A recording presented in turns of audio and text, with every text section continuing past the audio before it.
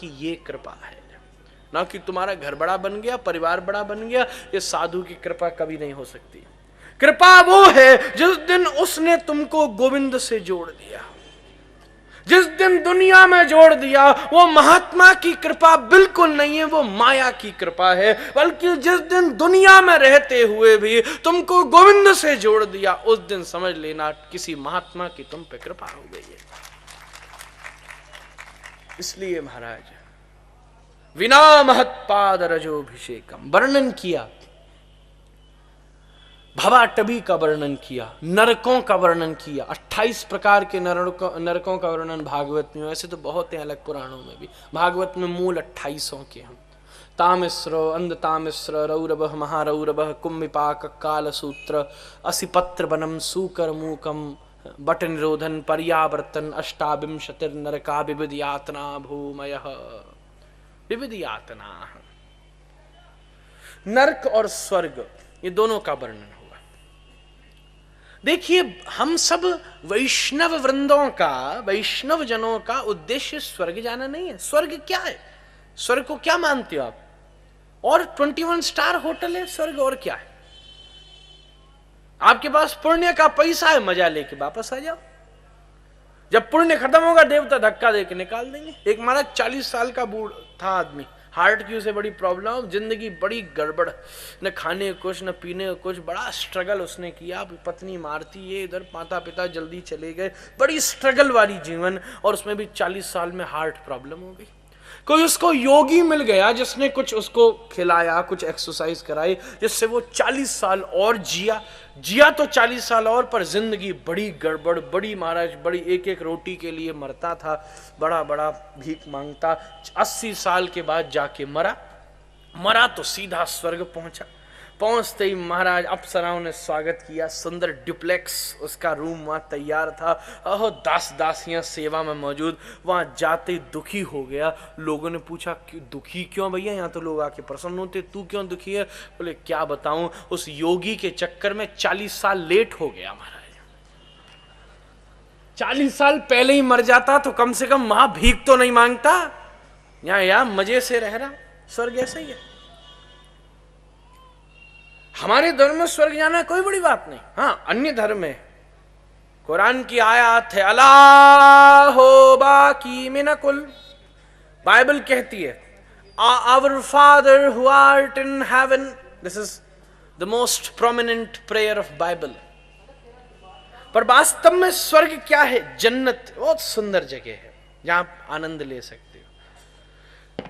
पर क्योंकि आत्म तत्व को सनातन धर्म ने प्रकृष्ट किया, आत्मा बूंद की तरह है, परमात्मा समुद्र की तरह है। सबसे सर्वोत्तम दशा कब होगी? जब ये बूंद समुद्र में मिल गई। अर्थात सबसे बड़ा उद्देश्य क्या है? मोक्ष पद। सबसे बड़ा उद्देश्य क्या है? गोविंद का निज धाम, गोकुल, गोलोक, वृंदावन। इसलिए स्वर्ग नरक का वर्णन हुआ। परीक्षित जी ने प्रश्न किया कि लोग गलत काम करते हैं, फिर उसके बाद पश्चाताप भी करते हैं, पर उनको फिर भी नरकों में जाना पड़ता है, ऐसा क्यों? तो बड़ा अद्भुत वर्णन किया गुरुदेव शुकदेव ने। हर व्यक्ति का पश्चाताप कैसा है? कुंजरवत स्नान, जैसे एक हाथी है, हमारा पर्वताकार हाथी, 4-4, 6-6 महावतों ने उसे दे के मारा, रगड़ रगड़ के नवाया, पियर्स, डबर, लक्स घिस डाली महाराज। 4 घंटे में नभाया। उसके बाद जैसे ही वो किनारे पे आया, फिर से किनारे की मट्टी लेके अपने ऊपर डाल ली। हमारा काम भी ऐसा ही, हम पाप करते हैं यज्ञ आदि करके, फिर निवृत्त होते हैं, फिर नया पाप कर लेते हैं। आप क्या सोचते हो कि साल भर पाप किया, एक बार जाके हर की पौड़ी पे गोता लगाया, हिस्ट्री क्लियर? ऐसा कछु ना है महाराज। आप पाप गंगा जी को दे आते हो, गंगा जी पाप समुद्र को दे देती है, समुद्र पाप बादलों को दे देते हैं, और बादल फिर काले होते हैं और तुम्हारी खोपड़ी पर तुम्हारा पाप फिर बरसाए देते हैं महाराज।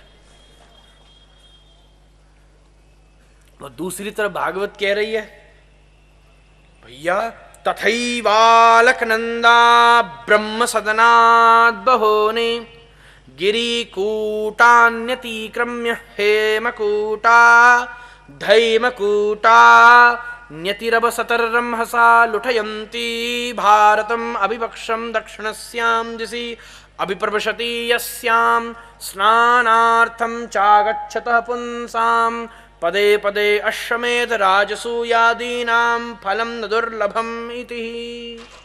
भैया गंगा में नहाने की बात तो छोड़ो, मैं नहाऊं ऐसा संकल्प लेके कदम रखो तो 100 अश्वमेध यज्ञ का पुण्य मिल जाएगा। पर वो कदम कौन सा है जिस कदम पे आपका एक कमिटमेंट है कि हे गंगा मैया, मैं आज के बाद जानबूझ के कोई गलती नहीं करूंगा, जानबूझ के कोई अपराध नहीं करूंगा और आप मेरे समस्त अपराधों को क्षमा कर दो। सबसे पहली बात है, भगवान ने कहा आप रियलाइज कर लो कि मैंने गलती की। 50% तो उसी समय बात खत्म हो गई। और ये वचन दे दो कि आज के बाद ऐसी गलती फिर कभी न करूंगा। भगवान कहते मैं तुम्हारे सारे पाप को खत्म कर दूंगा।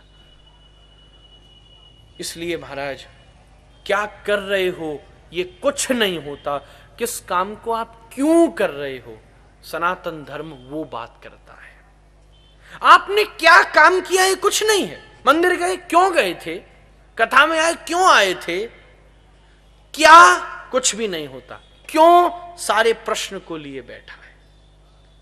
आपके मन में कौन सा विचार था जब आप मंदिर पहुंचे, क्यों जाना चाहते थे मंदिर, क्यों आना चाहते थे कथा में देखने कैसी महाराज क्या उत्सव चल रहा है, क्या उदम मच रहा है। Why? That's the only question. What you are doing, that's nothing. Just need to recognize your motive behind your action. That's known as karma. महाराज इसी फिर पूछा परम मोक्ष का क्या उपाय है, तो वर्णन हुआ भैया मोक्ष तो केवल हरिनाम ही दे सकता है। अरे हरिनाम तो ऐसा सिद्ध है कि भगवान को याद करके लो तो बहुत बड़ी बात हुई। फिर कथा सुनाई, अजामिल ने तो अपने पुत्र के नाम से भगवान का नाम लिया तो वो भगवान के धाम पहुंच गया।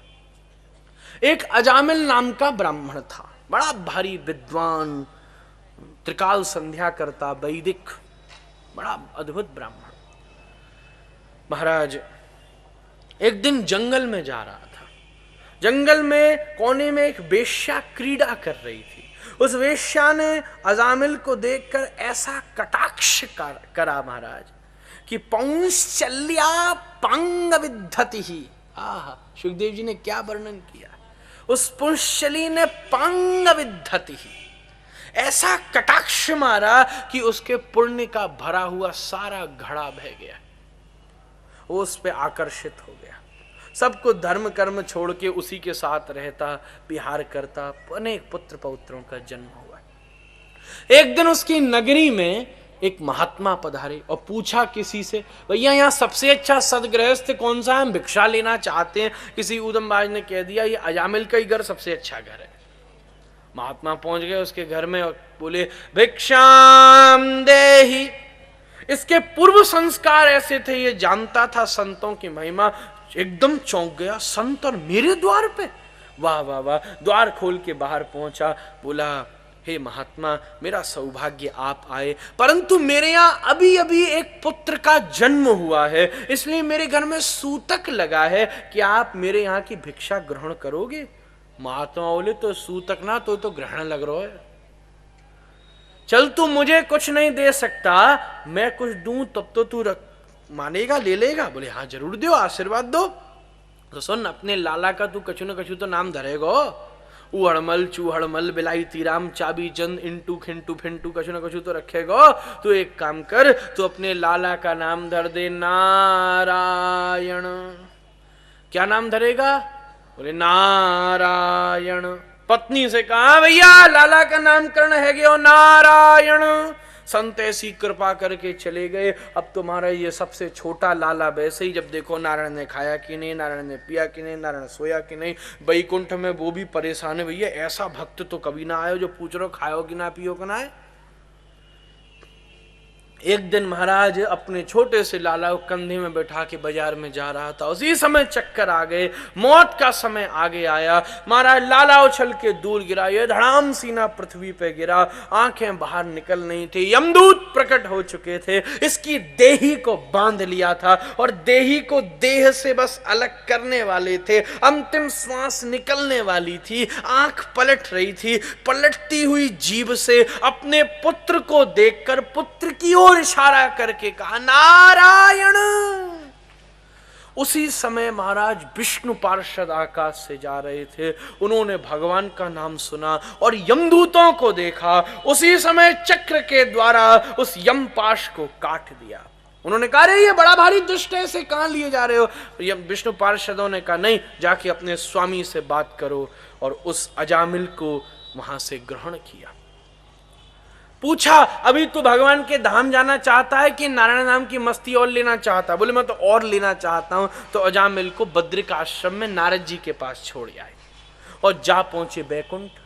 बच्चा गलती करता है तो मैया के पास जावे, पिताजी के पास कभी नहीं जाए महाराज। सो लक्ष्मी नारायण बैठे चुपचाप, पीछे से जाके विष्णु पार्षद बोले, मैया क्या बात है?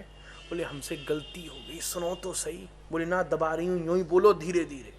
भगवान आंख बंद किए पर सुन सब रहे थे महाराज। बोले, हमसे आज गलती से यमपास कट गया। जैसे ही नारायण ने सुनी, पैर निकाले बाहर, खड़ी हुए, अरे क्या बात करते हो, यमपास काट दिया? सारे प्रकृति का नियम बदल दिया है, तुमने क्या किया? लक्ष्मी जी बोले, जरा शांत रहिए, ज्यादा उछलने की जरूरत नहीं है ना, चुप, एक मिनट। हमारा पत्नी शासन करो तो पति कहां चले महाराज। खड़े हो, वाली चुप कैसे रहूं, इन्होंने सारी प्रकृति का नियम बदल दिया, बहुत बड़ी गलती की है। लक्ष्मी जी बोली, इसमें इन विचारों की क्या गलती है? गलती इनकी नहीं है, गलती तुम्हारी है। नारायण बोले, लो, मैं बैठा यहां हूं, तुम मेरे पैर दबाए रही हो, मैं कब गलती करी आयो? और एक गलती इनकी नहीं है कि इनने यमपास काटा, गलती तुम्हारी है कि तुमने इतना नसीला नाम रखा काहे को है अपना महाराज।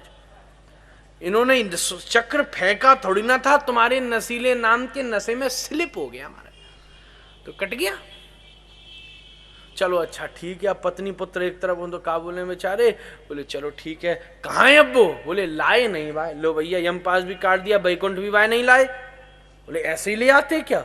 काय में लाते? बोले, क्यों, इतने विमान बाहर खड़े हैं, किसी को भी ले जाते हो? ले आते। बोले, नहीं लक्ष्मी नारायण, हम उन विमानों में ले आते जिसमें योगी आते हैं, हम उनमें ले आते जिसमें व्रती आते हैं, हम उनमें ले आते जिसमें याज्ञिक आते हैं। हे लक्ष्मी नारायण, हम एक बात आपको बताए देते हैं, औरों को लेने हम जाएंगे, पर जो तुम्हारा नाम लेगा उसे लेने तो तुम्हें खुद ही जाना पड़ेगा। अजामिल के ऊपर भगवान की बड़ी मंगलमय कृपा परिवर्षित हुई। हरि नाम की ऐसी महिमा देखो, पुत्र ब्याज से नाम लिया तब भी भगवत प्राप्ति हो गई। पृथ्वी कहे मैं बड़ी तो शेष के सिर पर क्यों पड़ी, शेष कहे मैं बड़ा तो शंकर के गले में क्यों पड़े, शंकर कहे मैं बड़ा तो कैलाश के ऊपर क्यों खड़े, कैलाश कहे मैं बड़ा तो रावण के हाथ में क्यों पड़ा, रावण कहे मैं बड़ा तो बाली की कांख में क्यों पड़ा। रावण बाली लड़ रहे थे,